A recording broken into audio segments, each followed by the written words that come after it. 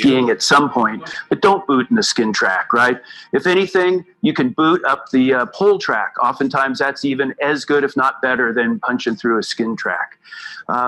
And also use skiing at some point, but don't boot in the skin track, right? If anything, you can boot up the pole track. Oftentimes that's even as good, if not better, than punching through a skin track. Little islands of safety, and also to make use sure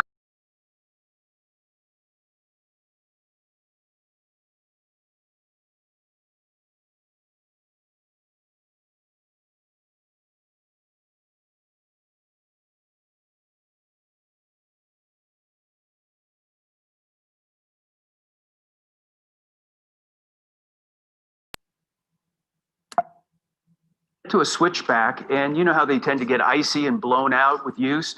Just extend it a couple of skin lengths and then make a nice kick turn. Don't just keep working that beat up switchback.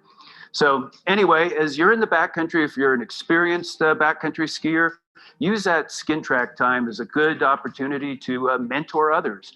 And if you're new to the game, be open to and receptive to advice from backcountry skiers. If we manage to do that, it's going to benefit everyone. Okay, let's talk etiquette. Now, that ranges from when you get to the trailhead to when you're way deep in the backcountry and shredding. So when you're on sleds, just be nice in the parking lot. You're going to have other user groups around, and we all know that sleds are loud. But the thing is, just ride them slow. Cruise by, give everybody a wave, and it's hard for other people to see what's going on underneath our helmets, but believe me, we are stoked and smiling because we're about to go for a rad rip in the backcountry. Once you get on trail, same thing. If you see somebody on the trail, give them a wide berth. Make sure you slow down and wave. That way they can see that you see them. That's a huge part of it. Human-powered folks can hear snowmobiles coming from a long distance away, and they sound pretty loud and pretty scary. But when we get close, believe me, we're not trying to have any conflict. So remember, sledders, slow down, be courteous, and just cruise on by to make sure everybody has a good time out there. Then once you're out on the trail and riding, man, if you see somebody stuck, pull over, give them a hand. They'd be stoked on the help, I'm sure. And probably you experienced riders will give them a tip or two so they can not get stuck next time or have a quicker run of it getting out when they might need it. Also, when you're out there riding, don't always jump to the conclusion that you need search and rescue. Just because your sled is stuck, I bet you can get it out on your own. Another tip there, ride with other people. If you don't have a riding partner, you're gonna be solo out there and you're gonna be way away from any help. So it's important going out with the right crew, right gear, right education, get all the things before just diving into it. Follow safe backcountry protocol, beacon checks, snowpack observations, your group limits. Don't ski above or below others in AVI terrain, and give each other space. If all that isn't enough to think about, you also have to be prepared to adjust your plans and expectations as the day unfolds, and be flexible. Another topic to discuss is the land. We need to know a little bit about the land that we're traveling on. Is it private property? If so, do you have the permission of the landowner? Is it near a wilderness boundary that might have motorized use restrictions? Or is it near a ski resort? Perhaps you're skiing uphill in bounds. If so, are you following the rules of that particular ski resort? Hazards in the ski resort include snowmaking and grooming equipment, as well as avalanche control. Following these simple guidelines can help keep access open for all of us. This winter, as you head out, please keep COVID-19 in mind. Practice good pandemic etiquette. Don't create crowds on summits or in parking areas. And please give each other space. No one likes anyone on our heels in the skin track anyway. We all produce a lot of spit, snot and spray when we're in the backcountry. So think about those snot rockets and know which way the wind is blowing. Please be considerate and cover your face when around others with a 6 to 10 feet window. And if you feel sick, stay home. You can get FOMO just looking at everything online. For more info, please check out our Tahoe Backcountry Alliance website, Backcountry Safety During COVID-19. Thank you.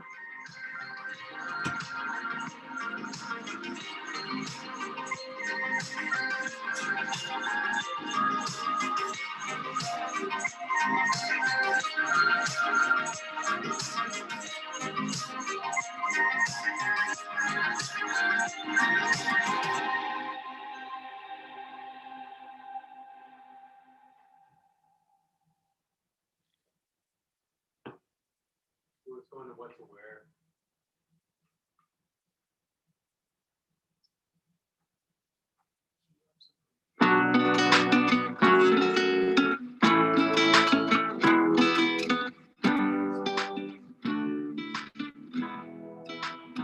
Hi, I'm Logan with Alpenglow Expeditions. We're here in Squaw Valley where most of our backcountry skiing and snowboarding adventures begin. Exploring the backcountry in winter is a fantastic way to experience Lake Tahoe. You want to come prepared with the proper clothing and equipment. Today we're going to talk about what to wear for your tour and what you can expect during the day. Typically, on a day that I'll be going for a ski tour or snowboard tour, I'll want my clothing to be layered and ready to protect me from the cold and wind, but also the intense sun. To start off, let's talk about base or next to skin layers. Cotton performs very poorly when wet, so all base layers need to be either a synthetic fiber like capilene or a high-end natural fiber like merino wool. These materials stay warm when wet and also maintain breathability while hiking. On my upper body, I'll either wear a short or long sleeve base layer top. Next comes a mid layer, which could be either a lightweight fleece or a thicker base layer. A favorite is the Eddie Bauer Cloud Layer Pro pullover. On top of that, I'll want a synthetic jacket or down puffy. Finally, a shell jacket completes the package. This is typically a hard shell, but I might toss in a soft shell jacket as well, as they are quite a bit more breathable when touring.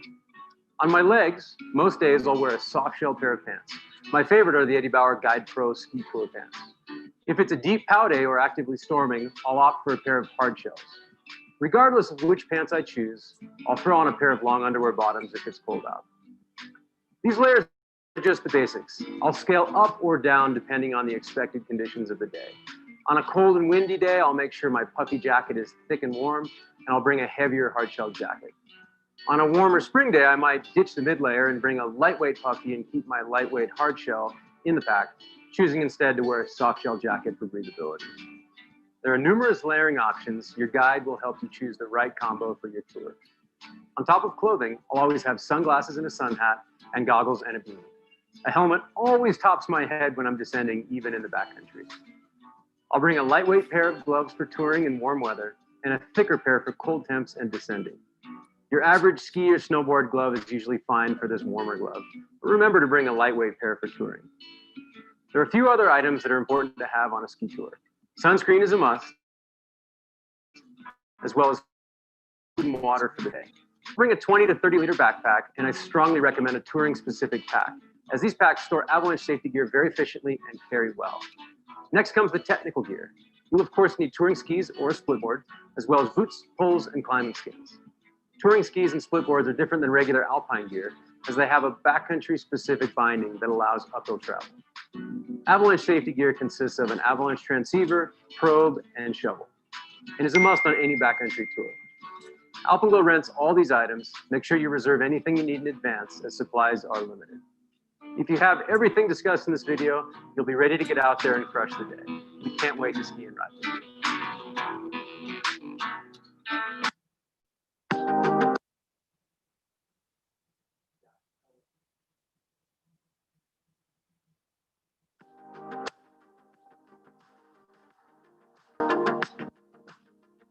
My name is Logan Talbot. I'm a mountain guide and co-owner of Alpenglow Expeditions. This video is intended for all backcountry users, from backcountry skiers and splitboarders to snowmobilers, snowshoers, and even cross-country skiers. Following these tips presented in the videos can help ensure that we have a safe and successful winter season.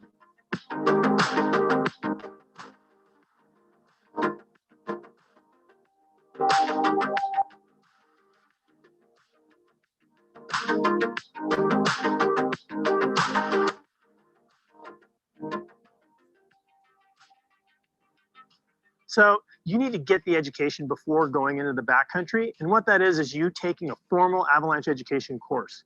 A great place to start is a level 1. That's a 3-day class on the snow. And it's important for you to build those skills with a professional. That way you have the right knowledge and the right skills before going into the backcountry. Next is a standalone rescue course, which is an 8-hour class where you develop all the skills required for any possible rescue outcome. You dial in your transceiver, you dial in your probe, and your shoveling. All these things sound like they're pretty easy to use, but when it comes down to it, in the heat of the moment, there's a lot of specifics you need to do it right. So if you want to get out in the backcountry, you've got to get educated. To figure out how to do that, go to your local avalanche center, guide service, avtraining.org, avalanche.org, and here in Tahoe, the Sierra Avalanche Center. Or you can do what I do. Every year, I reread this old classic, a book, Bruce Tremper's Staying Alive in Avalanche Terrain. Make sure you're educated. Make sure your friends are educated. Has everyone in your group taken the ARI Abbey 1 and the Abbey Rescue course? Does everyone in your group have the skills to recreate responsibly in the backcountry or self-rescue if needed? Also, does everyone in your group know how to ski variable terrain in deep POW? These are things you need to know before you go. You've heard a lot about education and getting ready, but I think practice is so important.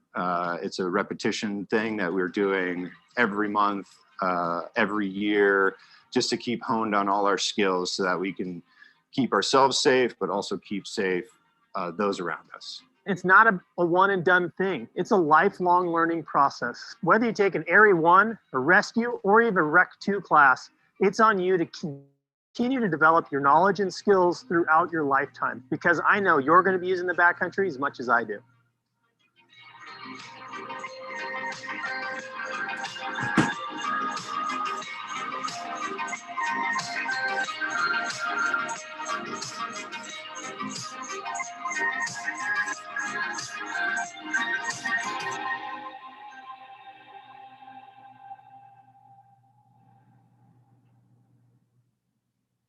All right, let's get started.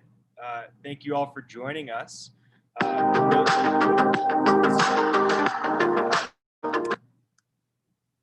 Sorry about that. All right, we'll get started now. So thank you all for joining us. Tonight's athlete panel is the conclusion of the Tahoe Backcountry Safety Awareness Week. We're really excited that you all are joining us tonight with our athletes here. And this is the first annual Tahoe Backcountry Safety Awareness Week. It was started by a coalition of local community members and leaders who were trying to address the concerns around an increase in backcountry popularity, specifically this winter. We're really excited at how well this week went, and we hope that this becomes an annual event. Tonight's athlete panel is hosted by Alpenglow Expeditions and has been brought to you by many local partners, including the Tahoe Backcountry Alliance, Tahoe Fund, the Sierra Avalanche Center, and the U.S. Forest Service, as well as many local retailers and guide services. My name is Sam Kiekeffer. I'm a guide and avalanche educator here at Alpenglow Expeditions, and I also ski in the Tahoe backcountry as much as humanly possible. I'm here tonight because I love skiing in the backcountry, and I want to continue to share my love for the backcountry with all the people watching as well as more.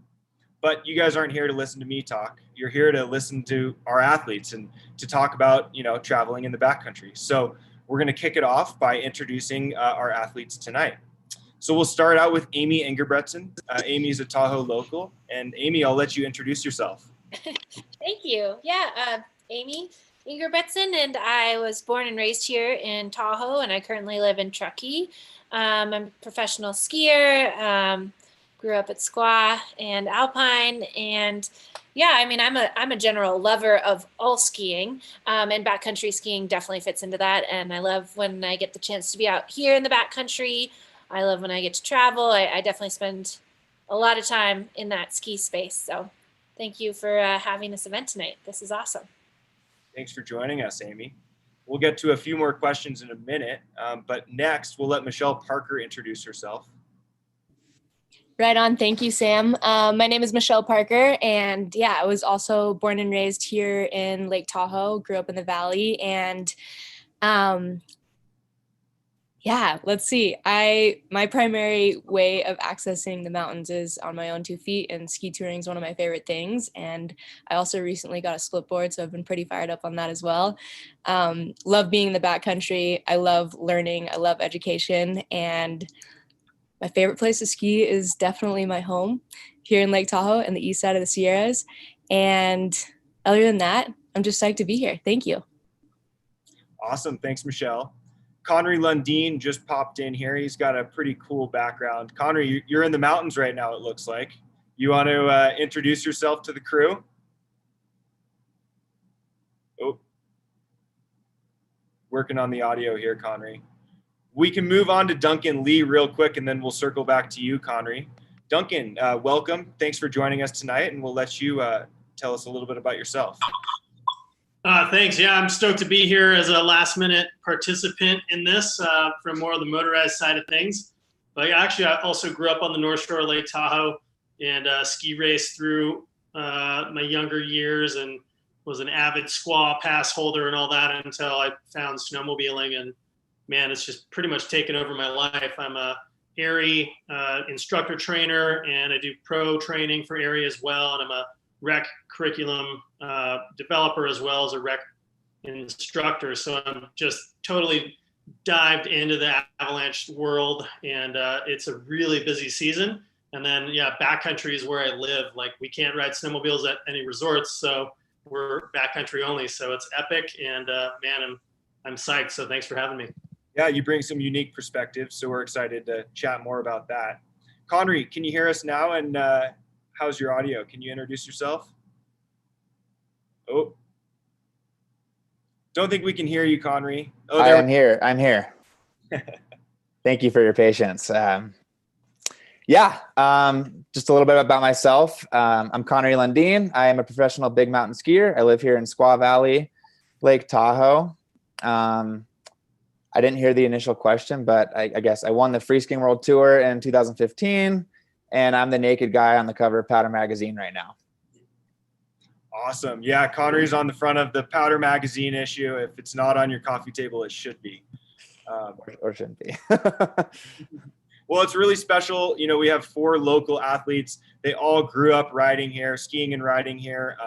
They've, skied in resorts. They've skied in the backcountry. They, use snowmobiles. They ski tour. So we have a really diverse but unique and similar crew tonight. So thank you all for joining us. I'm going to kick things off with a few questions that I've prepared for us. And then we have 2 local students, Julia and Caroline. They've also prepared for some questions, and they'll be asking some questions that all the attendees of this Zoom call have submitted as well. So we've got some great questions coming up, and we'll try and direct questions at each athlete specifically. But if you have comments and thoughts, please jump in, and we're excited to learn a lot tonight. So Duncan, we're going to start it off with you. You're a former professional snowboarder. You grew up skiing. Now you're a professional snowmobiler, as well as an instructor trainer for avalanche instructors. So you've really crossed a lot of boards there. You're quite experienced in the backcountry. How has your mindset changed when you moved from being an athlete to more of an instructor and a professional avalanche educator? I'm stoked you kind of gave me that question in the email chain to get me thinking about it, because, I don't know if it really has crossed my mind that my mindset has changed, but really thinking of it,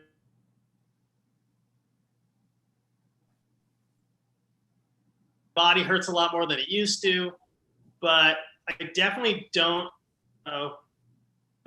sorry, internet connection. I definitely don't bonsai into things the way that I used to, and I take a much more kind of thought process approach to things. I find myself throughout our day, well, one of the nicest things about snowmobiling is we don't need to be in avalanche terrain to have an epic day. Like today, I don't think I got on anything over 28 degrees, and it was a phenomenal day for how much snow we have on the ground. And so that alone is a great way, if you have the right mindset of a formal education going out for a backcountry adventure, then you can still attack and have a great time and really get pretty rowdy if you want to, without pushing the limits with the current avalanche problem or the danger rating. For me personally, man, I still am pretty heavy in the athlete scene in snowmobiling. We just completed a 3-year that turned into a 4.5-year project where we went to 3 different continents, Russia being the Kamchatka Peninsula being one of them. And, me being on the crew with the most avalanche experience, really trying to keep the group together and not let the guys that like to get sendy just go for it. I think that was one of the moments where I was like, okay, I need to kind of step up my game and really make sure, because I feel more responsible for the entire group. And that would be more of my educator hat, and kind of time and space where it was apparent that things were kind of shifting in my mindset. I think that most people, once they take avalanche formal education, they approach the backcountry just in a different way altogether. And it turns into knowing when it's okay to get rowdy and when you probably should throttle back and just play it safe and return from an epic day. Awesome. So it sounds like maybe your mindset hasn't changed as much as it's just evolved over time. I think, as an avalanche educator, my mindset's evolved as well. As I learn more, I think it's important to talk about the fact that there's no end game to learning about avalanches. It's an ongoing process that never ends. So great to hear that perspective. Kind of leads us into my next question. Michelle Parker, you're a big mountain skier, an all-around badass. You've also co-founded the Safe As clinics, which offer introductory avalanche courses to women. How important is formal avalanche education to you, and how often do you regularly practice your rescue skills? I love that. And it's so funny, Sam, you know this. I just got off of, I'm taking my level 2 with Alpenglow Expeditions this weekend. So I was just on a call right before this. And I don't know, we talked for about an hour and I already learned so much. And I'm really excited to continue that this weekend. But yeah, for me, my avalanche education in a formal way started when I was about 20 years old. And it came from a mentor. It was JP Auclair, who I skied with all the time. And he basically said, if you want to start getting out into the backcountry, you have to get educated. And he kind of chose the course that I got to take, which was a full-on guide course up in Haines, Alaska. And ever since then, I just made a point of refreshing that skill set quite often. I used to be more on it, but I try to practice my beacon skills and companion rescue skills at least once a month throughout the season. And I mean, already in December, I've done so many scenarios, in part thanks to Safe As clinics. But yeah, companion rescue skills and taking them all the way from like the most simple single burial situation into really complex different situations that could happen. And I think I learned that right off the bat. Like, I took my first avalanche course, I was 20 years old. And at the end of the course, they gave us the ultimate scenario where people were speaking multiple languages. There was a bunch of injuries we had to assess. There was multiple burials, some with beacons, some without beacons. And I remember leaving that course, like it was total chaos. And I left there and I was like, well, that would probably not ever happen. At least my mindset was thinking that at the time. And then literally that summer, almost the identical scenario happened. And so I was really thankful that we trained for success on that big of a scenario, and furthermore continue to educate myself. Like, yeah, taking the level 2, it's really important. This information is perishable. If we don't use it, it's gone. And so we're humans, we make mistakes, and I certainly know that I don't want to learn the hard way. Awesome. So Michelle, you talked about mentorship, and that nicely leads into my next question. I promise we didn't practice this. So when I called Connery to ask if he'd participate in this panel, he said he was a little nervous because he considers himself a new backcountry user. I later found out he's been skiing in the backcountry for more than 6 years now. So that kind of is a nice way to categorize yourself as still new after 6 years, Connery. But Connery, I'm sure you have mentors in the backcountry. You mentioned skiing a lot with people that have more experience, and that's one of the ways you've been able to learn and develop your personal skills. Talk a little bit about mentorship, the importance of mentorship to you, and then if you have any unique mentors or special mentors here in the Tahoe area. And don't forget to unmute yourself. There we go. Yeah, no, totally. I like a lot of you guys, I absolutely love skiing the resort. I grew up skiing the resort, and I'm a huge fan of chairlifts. But yeah, like 6 years ago, like you said, I made the transition into becoming a backcountry skier, and it was an intimidating process because you've got to do your preliminary courses, as Michelle was saying, and you've got to get the gear, and you want to be fit, and you want to be prepared, but really making that step into the backcountry happened through finding mentors. And that was crucial, was finding people that were more experienced, had more savvy in the mountains, and people that I trusted. And a lot of mountain towns have people that in abundance, like mentors that you can find. And sometimes you've got to, basically develop these relationships as a means to become savvy in the backcountry. So I'd say, yeah, mentorship is very big. And one of the things that was hard for me was, you can be as awesome of a skier as you might think you are, but I was sure that I wasn't knowledgeable or safe in mountain terrain. And so finding a mentor that would take you under your wing, really to show you the steps was everything that got me into the backcountry and to where I'm at today. And yeah, 6 years in and I'm still a total beginner, I feel. We'll give you a little more credit than that, but I think it's a nice way to, think about yourself. If you always think about yourself as a beginner or someone that's constantly learning, you don't get ahead of yourself. You're constantly, a student of the avalanche field. Right. And the more you get mentored, the more you understand dynamics in the backcountry, and the better the questions become that you're asking your mentors, and the more you can provide for your mentor. You want to be a good mentoree as well. You want to have your stuff together. You want to have your batteries charged. You want to have water. You don't want to be the guy that is the liability or the girl. So it's just as important to be a good mentoree and be prepared on your end as it is to find a good mentor. So it's a two-way stream. And the great thing is mentors or people in the backcountry that show you around, they become some of your best friends, even if you've only met them once or twice. You each have your own, you're watching out for each other's lives, and it's a powerful thing. And it's great. Absolutely. You could argue that it creates a special bond that's more than just a friendship. So absolutely. Amy, you recently came out with a new short film called Snow Pony. And it's about you kind of learning to experience the motorized field. Sounds like mostly as a way to get deeper into the mountains and to access ski lines that you then want to ski as a professional skier. Talk about how your approach to the backcountry might be different when you're on your snowmobile versus when you're on your skis. And you can also talk about the mentors that have helped you in learning how to snowmobile. Yeah, well, learning how to snowmobile is, talk about feeling like I'm going to be a beginner forever. But yeah, it's a totally different experience when you're accessing the backcountry via something motorized, snowmobile in this case.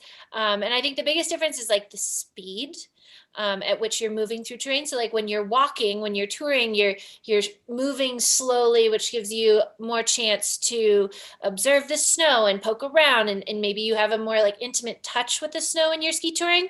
Versus snowmobiling, you're kind of, I think the way I use my mindset, like knowing that kind of the potential dangers of using motorized transportation is going to be, I'm going to be moving faster and I'm going to be getting way further away than if I was on my own 2 feet.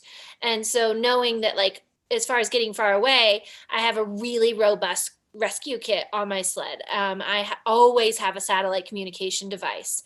And just knowing that, like, you're getting further away, therefore, if something bad happens, you are further away to get help or to get out of there. And then beyond that, knowing that you're moving through the terrain so fast that you take, like, my protocol changes a little bit, where you take much more like concerted reset moments of like, okay, this is a decision point. We're in a totally new drainage. We need to reassess the snow, that kind of stuff. Just kind of changing your protocols to adapt to potential weaknesses in your decision-making process. Like if you're going faster, you need to make different decisions than if you're going slower. Like you need to check your mind so you're not just like missing stuff. And then making sure you're aware that you can get really far away on a snowmobile pretty quick. And so you got to be prepared for that. Awesome. Well, thank you, Amy.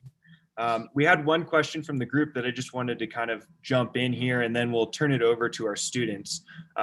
Mike Fuller is asking how a novice can quickly learn how to read the snow analysis diagrams presented on the Sierra Avalanche Center. He says he's an experienced snowshoer and former skier. So I can kind of jump in, and then if anyone else has thoughts on that, I think, the most important thing is quickly learning something as it relates to the backcountry. Those two things don't really go hand in hand. Learning in the backcountry takes time, it takes experience, it takes mentors and formal education. I would say, Mike, the best place for you to start would be a level 1 avalanche course. So the level 1 avalanche course, there's a number of providers. Alpenglow Expeditions is a provider here, and I'm actually an instructor for Alpenglow. And we teach a 2-day program as well, and that includes an 8-hour digital portion that you do before your 2 days in the field. And we go over all sorts of things that an entry-level backcountry user should learn, including about the diagrams on the Sierra Avalanche Center. I do know the Sierra Avalanche Center has some resources to help you understand their diagrams and to help you learn. But really, you need to not only know what the diagrams mean, but know what the problems are and how to manage those problems. So I don't know, Duncan, if you have any other thoughts on that as a pro in the avalanche education field. Yeah, I mean, diving in and taking that level 1 really is the best way to get your hands into the knowledge and really understand how it relates to what's happening out in the backcountry. I'd say just familiarizing yourself also with the website and clicking around and making sure you check out all the different links, because anything that has a highlighted blue is a hyperlink and will pull up a definition.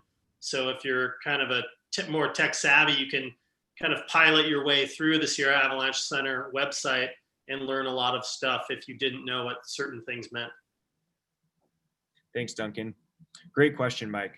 So at this point, I'm going to turn it over to Julia and Caroline. They, again, are 2 local students here in the Tahoe Truckee area, and they've prepared some questions, and they'll also be asking questions that attendees have prepared. So we'll start with Caroline here, and have at it, Caroline. Hi, so yeah, I'm Caroline Sandberg, and I live in Incline Village in Tahoe, and I'm a senior at Tahoe Expedition Academy. So, Julia. I'm Julia, and I'm actually from the Bay Area. And a little bit about Caroline and I. We are both members of the Tahoe Fund sub-program known as Teens for Tahoe, along with 5 other members. And our main mission is just to connect students from the Tahoe area and the Bay Area and spread awareness on local environmental issues. I'm really grateful to be here today and facilitating the Q&A part.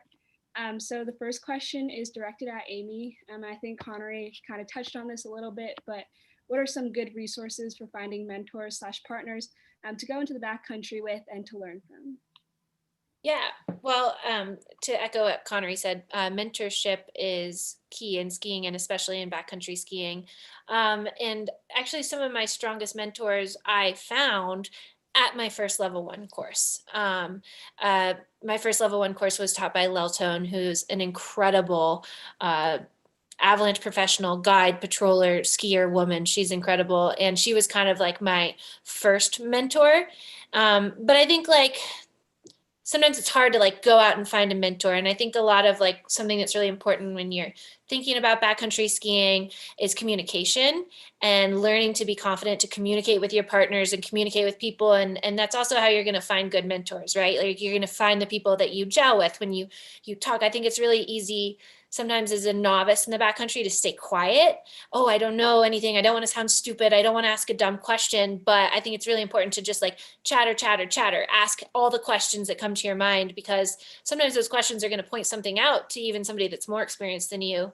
And I think that then that communication is where you find these people that would be good mentor fits, and of course, you can draw on your friends, or maybe you meet someone in a course or something like that, but just, I think it's with anything, finding good backcountry partners is really about finding people you can communicate perfectly with, basically.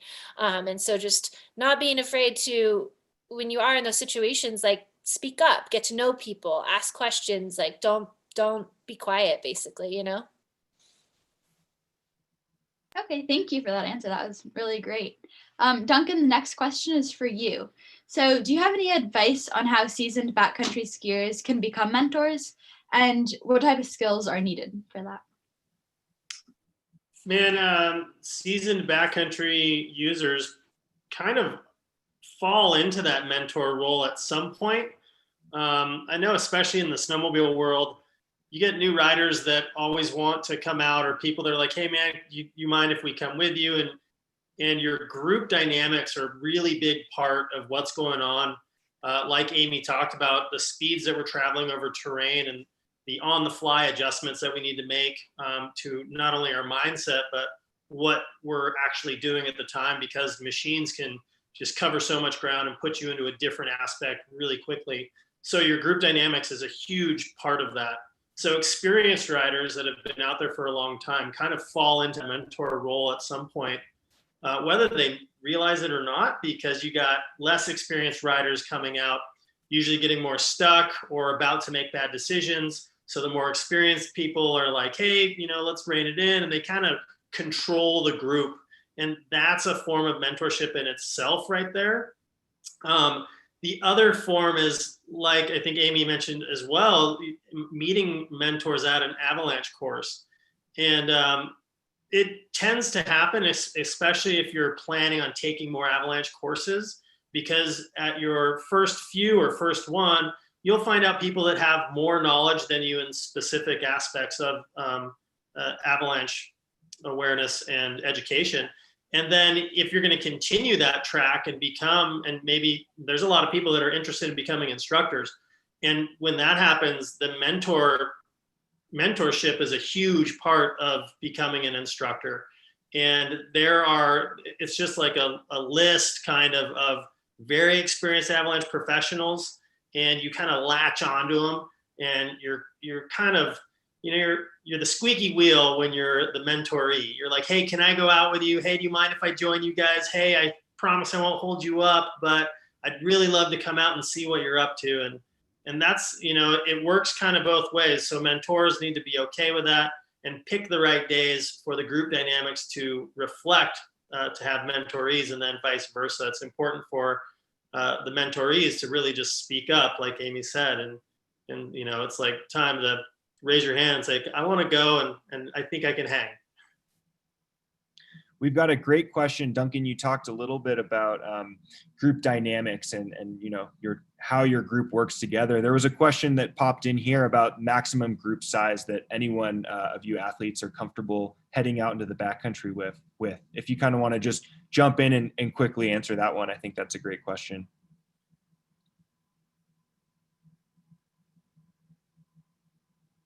Don't make me call on you. All right, Michelle, I see you unmuted yourself. Yeah, and then I was like, he's gonna call on me. I think that, on my personal days, I try to keep it pretty tight with 3 or 4 people. I find that communication happens better in a smaller group, and I don't want to break down that group dynamic. But then I was just thinking, like, as far as when we're filming goes, we definitely have more people out in the field, and still really aware of those numbers, though. We have the filmer, the photographer, maybe 2 or 3 athletes, and likely another filmer. And in that case, it's pretty awesome how well of an operation is taking place when you're actually filming, because there is all eyes on one individual. Everyone has a radio. There's super good dynamics and conversations going into the day, and there's a clear plan, and yeah, all eyes are on that person. So it's kind of like the perfect place to use these dynamics and skill sets that we have, even though the group size gets a little bigger. I was actually just doing a refresher course where they kind of like tricked us on this, where all day we were working in groups of 4, working on all kinds of different rescue scenarios, everywhere from like single burials to multiples, with and without beacons, close proximity, all the crazy stuff.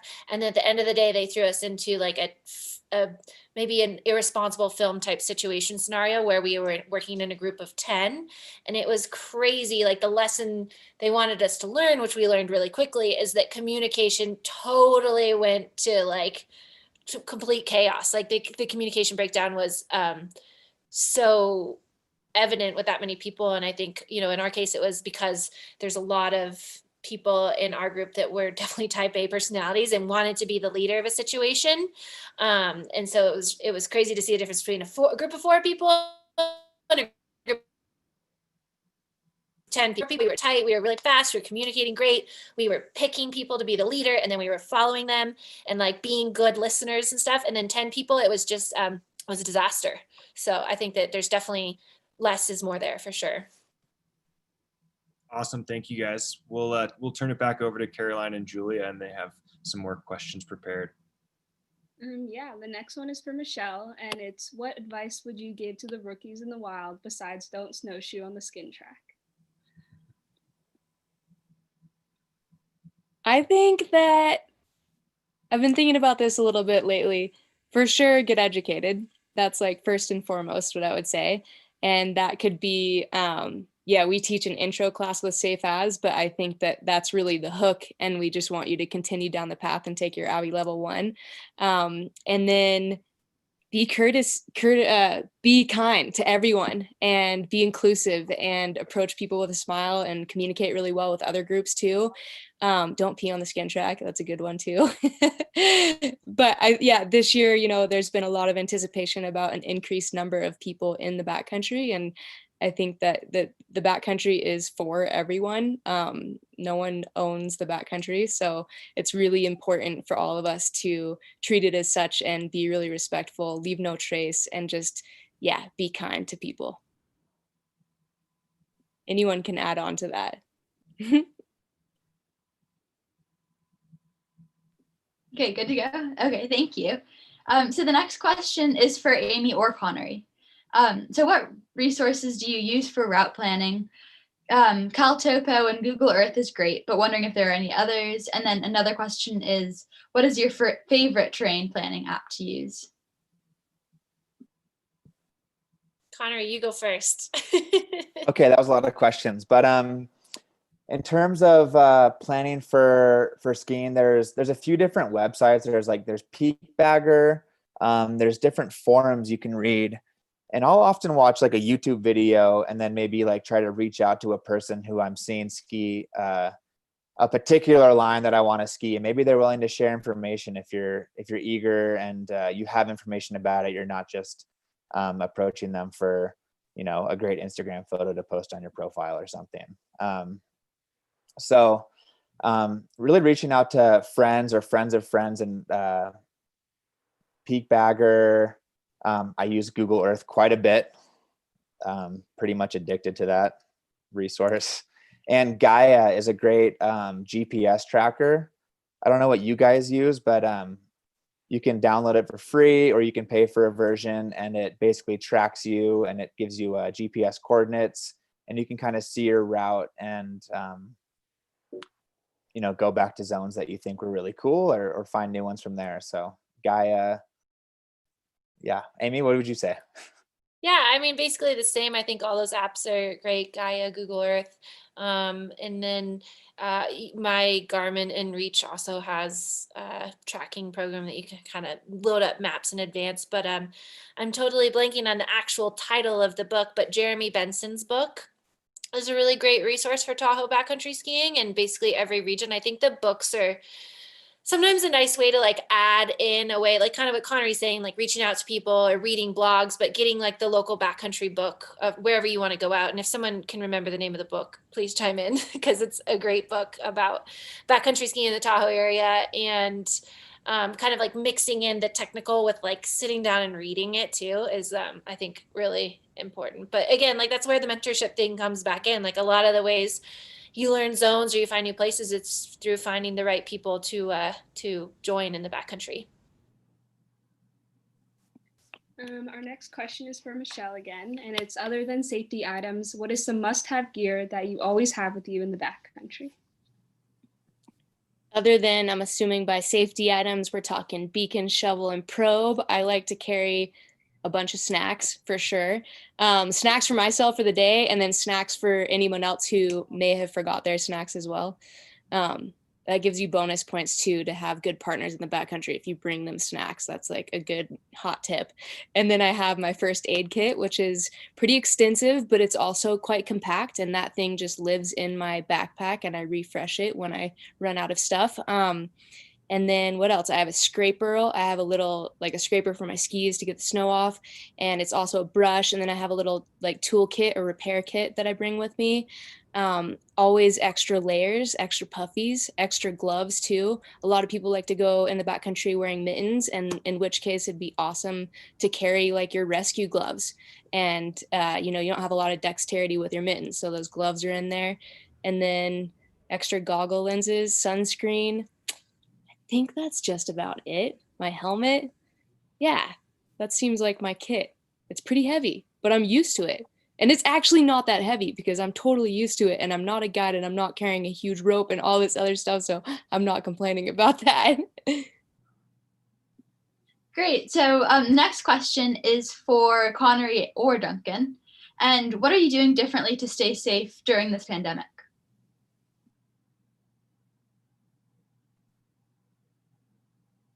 Duncan, I'll let you have a go, Duncan. What am I doing to stay safe? Well, I recently moved north of Truckee to Calpine, and so that alone has been a great way to socially distance ourselves. We also had a child 8.5 months ago, so again, another way to really stay at home. And as far as going into the backcountry to stay safer, you know, at the end of March, we got that massive storm when COVID hit, and it really helped keep the group size down to only a few people. So we got plenty more fresh tracks. So it really worked out in our favor. All summer, we've just kind of been hanging out up here in Calpine. And now that it's winter again, a lot of planning is going on for how to stay safe during the next few months, because avalanche education courses are packed. And Sam mentioned how they actually have a 2-day class with an 8-hour digital portion.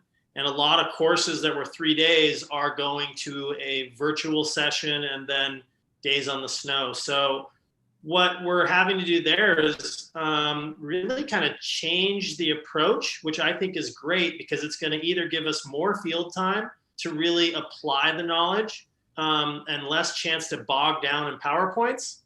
And so there's that. And then we're switching to platforms like Zoom, like this right here. We're going to be teaching through Zoom. And while that's going to be pretty interesting, I think that's going to be a nice way to actually stay apart from other people and help not spread things. Connor? Thank you. Our next question is for anyone that wants to answer, but someone was wondering if you could share an example where you turned back on a trip. What were the key indicators that helped them make that decision?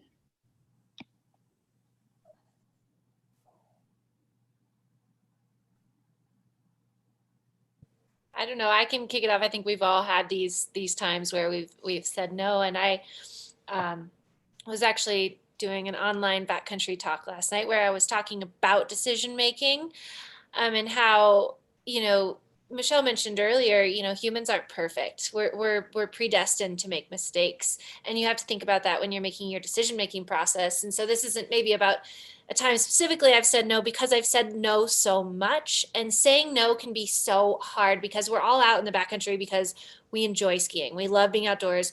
Usually we're having a good time.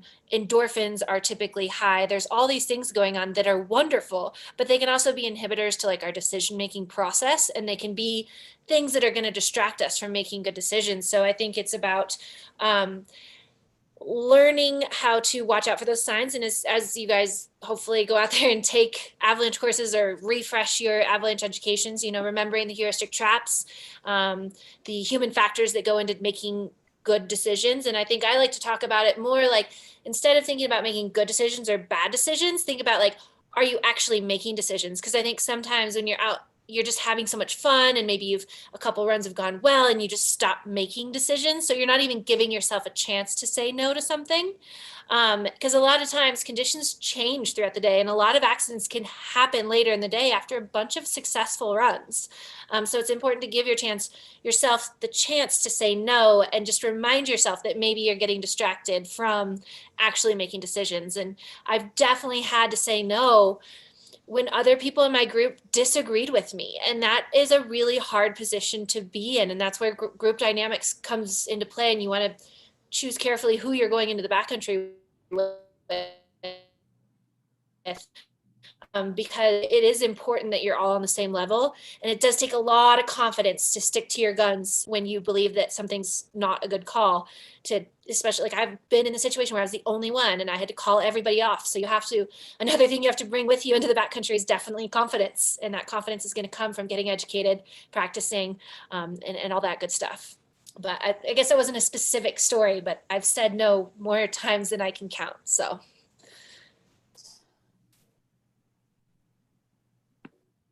We've got a couple great questions that have been submitted here, so I'm going to run through a few of them, and I'll take a few and I'll pass a few off to our athletes here.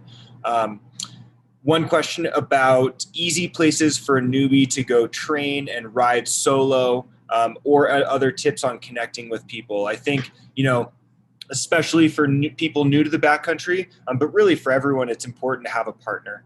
And beyond that, it's important to have a partner that you trust and a group that you know can communicate well. We've talked a lot about communication, group dynamics. And so meetups, shop rides, things like that come from the biking world a lot. And they're not nearly as common in the backcountry world just because the stakes are much higher. We try and create these group dynamics, and they come with time. You can't just pick two people off the street and have them communicate perfectly together. So I don't know if you guys have any other thoughts on that, but that's my answer there. The next question, and I'll push this one to Duncan. For those of us that have taken level 1 and or the rescue course a couple years ago, how do you recommend practicing to refresh skills and reinforce knowledge? Well, practicing and rescue go hand in hand. So like Michelle mentioned earlier, it's a skill set that you need to stay fresh on. And nowadays, there's actually a standalone rescue class when the American Avalanche Association went through the professional and recreational split. Now we have a Pro 1 and a Pro 2 course. We have a recreational 1, a rescue class, and then a recreational 2. So the rescue class is an 8-hour course where all you do all day is drill, practice, get to know your equipment, whether you're a beginner at it or it's your 8th time going through the course. It's a full day of practice, and it's really designed to take every 2 years. So that right there is a pretty amazing way to continue your education, because newbies or seasoned veterans always learn something new no matter what, and usually every time you practice. So the standalone rescue classes are really great in that respect. If you're looking for more knowledge than that, than just rescue, then retaking a level 1 is not a bad thing, because they're all skills that can perish. If you've taken a level 1, you're pretty confident in those skills, and you've taken a rescue class, then step into the level 2. It's really designed for people to gain more knowledge, to continue their lifelong learning process, and kind of fulfill their skills and just kind of hone them in to get better every year. Thanks, Duncan. Michelle, a good question for you.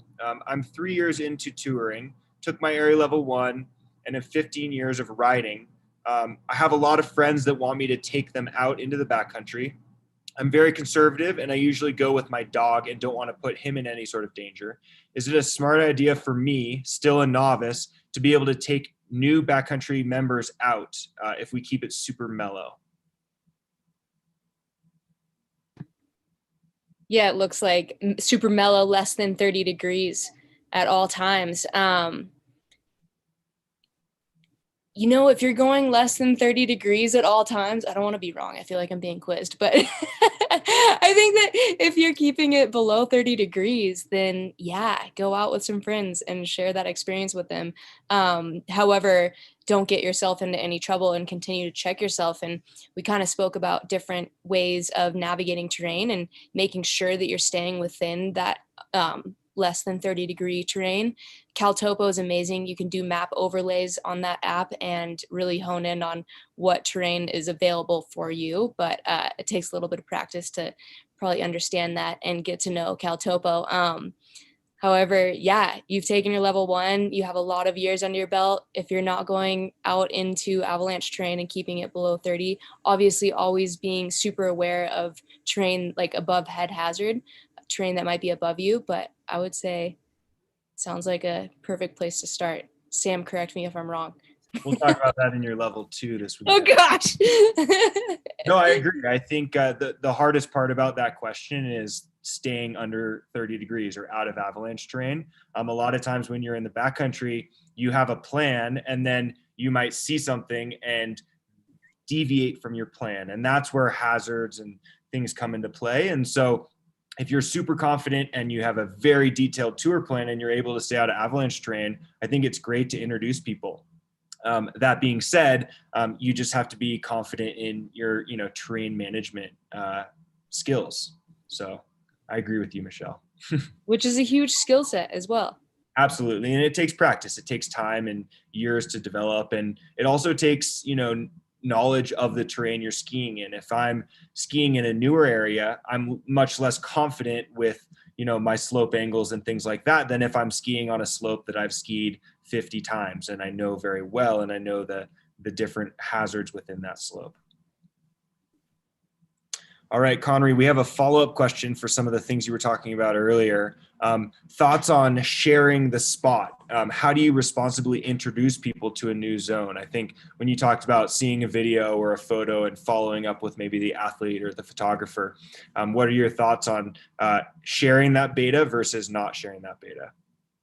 Yeah, that's a good question. And this is a tricky subject because, there's a lot of hype out there right now about not sharing the spot, not posting about it, not tagging it, which I agree completely with. If we're all posting geo tags and locations for things, a lot of people are going to go there and learning to going to a new spot really. If you go out there with someone who's taking you for your first time, then you really appreciate that process. Then you start to, you kind of fall in love with the place and you have a respect for it. And so it's different to just tell people, yeah, you can go here versus sharing it with them. So I would say, if it's some close friends that have been asking me about a certain zone and I feel good about bringing them there, then I will. But yeah, it's a tricky thing with social media right now. And yeah, I don't know. Maybe Amy can touch on that. You gotta earn it. I think you said it best. It's a tricky situation. And I think just, the backcountry is a lot about trust, and you have to bring that trust when you're going to bring someone to a new zone. Bring people that are going to be respectful and operate safely in that zone. And, like Michelle said, nobody owns the backcountry, and it's the world we're living in where it's a media driven world. And even if, I post something and I don't tag where it is, I'm going to get people messaging me and asking me where it is. And I think it's just, some of that is you have to put in the time to find these places and find these people that are going to take your places. Right now I'm getting asked constantly, what's the quickest way to do this or the easiest way? Or with the backcountry, there's no quick, easy way. The stakes are too high. It's life or death. I was fully buried in an avalanche my 3rd time in the backcountry. I had just taken a level 1 and it still happened. So it's there's no easy way. And it's the same with finding the zones. You got to put in the time, learn the terrain, start small, start close, find your people. And I think it's about being respectful of people, whoever's going to be out there in the terrain with you, but then also being respectful of the risk that you're assuming and all of that stuff. And I think, it's a slow process. The reward is so high and so great, and great things usually don't happen quickly. So just keep that in mind. Awesome. Duncan, this is an interesting question for you because you chose to move north to Calpine where there aren't nearly as many people as here in the Tahoe area. But is there concern about increased usage of the backcountry this season because of pandemic-related restrictions, as well as a lack of education among new and first-time backcountry users? I'd say the overall vibe is that the backcountry is going to be crowded. Everybody seems to be talking about it. Everybody seems to be thinking about it. And I know that snowmobile sales are kind of through the roof. And if you look for used machines, it's hard to come by. And new machines, there's a lot of people driving around with snowmobiles now. I think, I haven't been splitboarding yet this year, which is something I also do, but just not as much as snowmobiling. And I don't know what it looks like if it's that much busier yet. But I think we should probably see some increased use. And I know that just in the avalanche education world, a lot of courses are pretty full. I think that you guys at Alpenglow, are you booked out for the season already? Pretty much well into March. Every level 1 course is sold out, but still plenty of spots and rescue courses and the level 2s for those that have experience. So there are some education opportunities, but certainly there's been a lot of interest, which is great. We like to see that people are not only buying the equipment, but also getting educated. Yeah, and so that alone shows, I think, that we'll see more people, especially newer people out there. More people are living in Tahoe this year now, and it just seems like all in all, it's going to be an increased number. I'm kind of skeptical though, because every year the number has increased. So I'm like, is it really going to be this crazy, insane place out there where it's going to look like KT22 on a powder day? I'm not quite sure that the backcountry is going to look tracked out.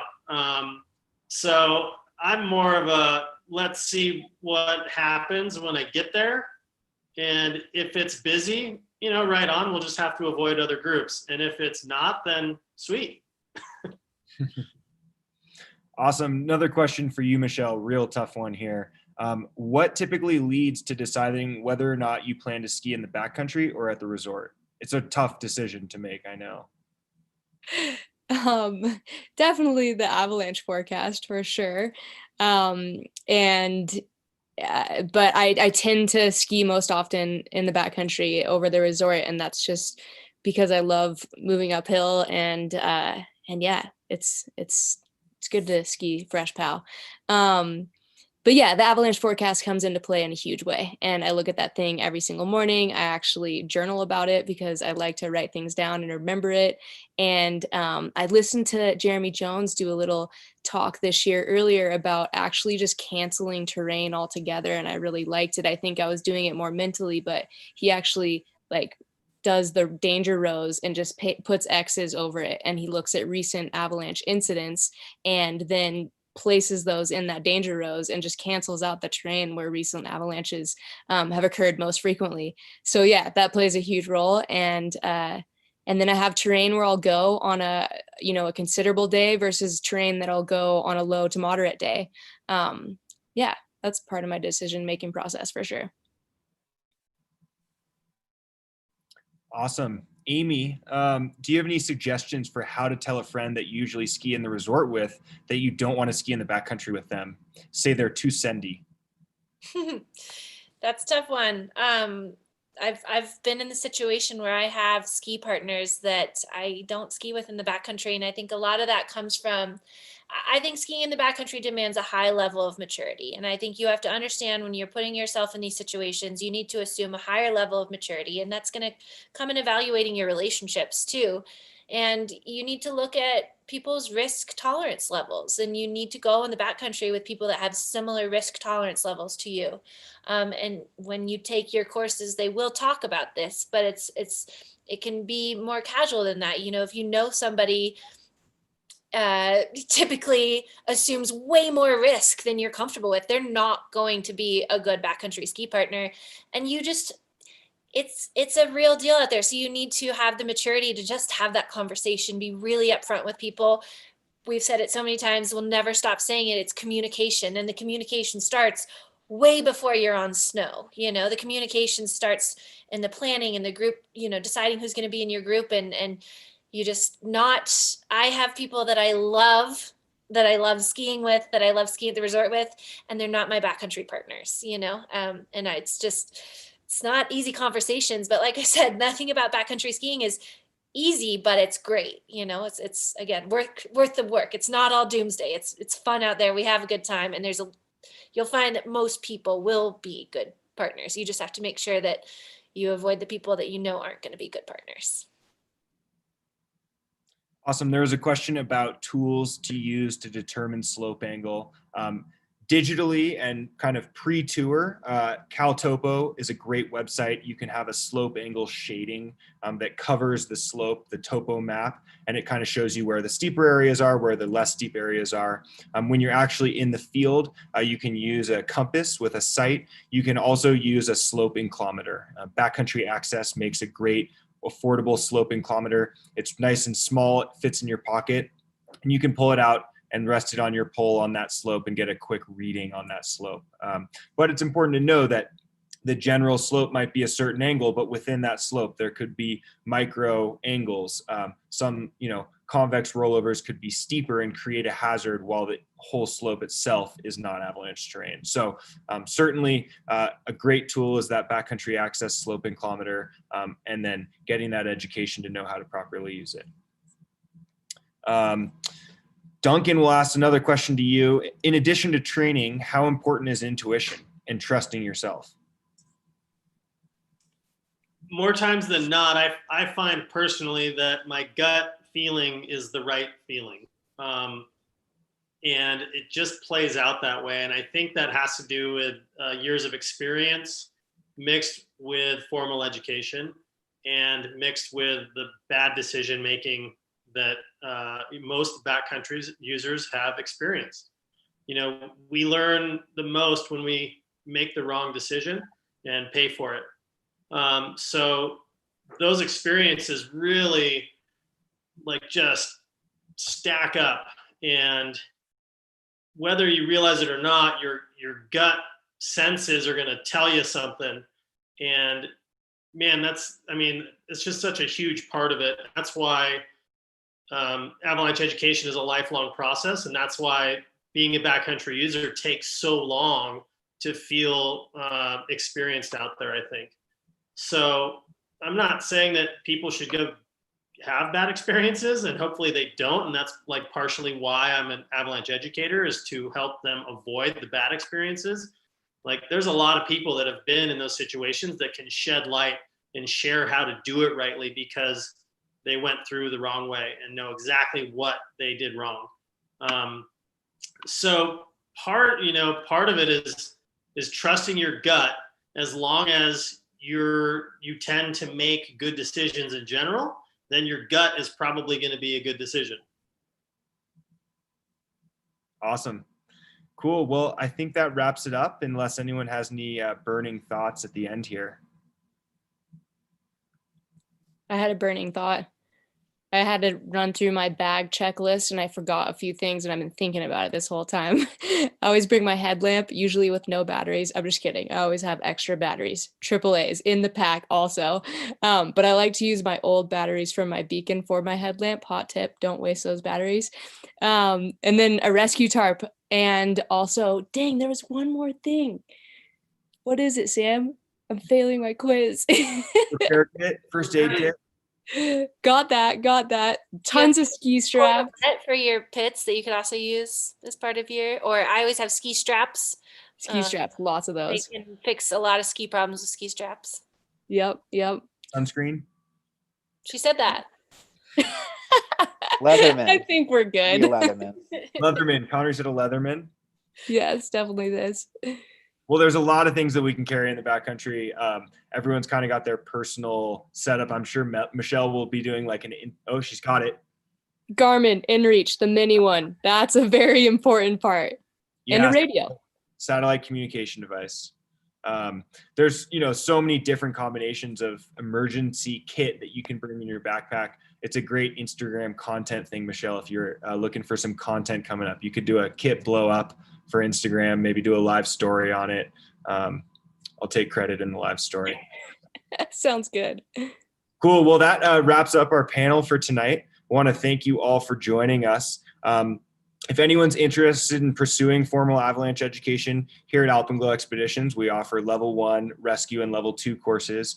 We also offer private ski guiding, which is a great way to kind of start that mentorship process and start learning from a professional. There's also great other guide services here in the Tahoe area. So we highly recommend getting out with a guide, getting formal education, and getting into the backcountry. It's a really great time. And while there's some key steps, we all do it because we love it. And I think that's the key message to drive home. So thank you all for joining us.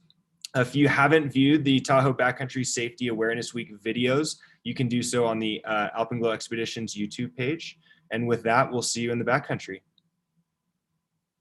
See you guys. Thanks, everybody. Have a fun winter.